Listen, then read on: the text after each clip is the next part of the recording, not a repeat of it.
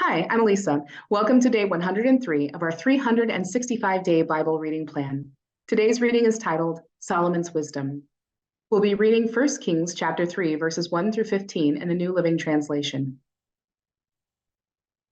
Solomon made an alliance with Pharaoh, the king of Egypt, and married one of his daughters. He brought her to live in the city of David until he could finish building his palace and the temple of the Lord and the wall around the city.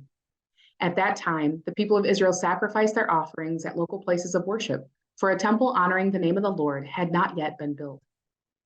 Solomon loved the Lord and followed all the decrees of his father David, except that Solomon, too, offered sacrifices and burned incense at the local places of worship.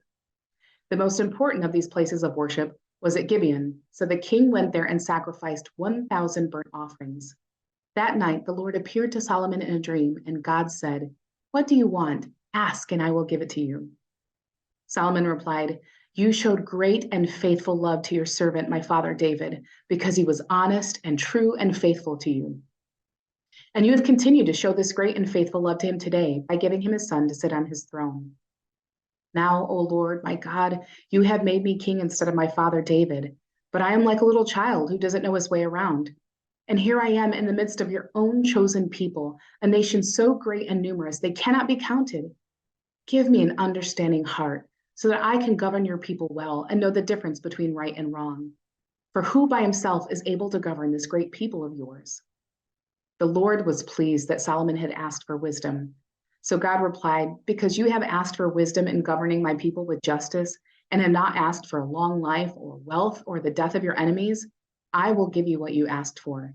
I will give you a wise and understanding heart, such as no one else has had or ever will have. And I will also give you what you did not ask for, riches and fame.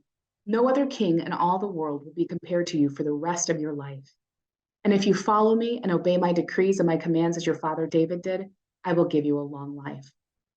Then Solomon woke up and realized it had been a dream. He returned to Jerusalem and stood before the ark of the Lord's covenant, where he sacrificed burnt offerings and peace offerings. Then he invited all of his officials to a great banquet. Thanks for joining us for today's reading. And remember, everyone has an invitation to sit at Jesus' table. We hope you'll find your story and purpose in God's story.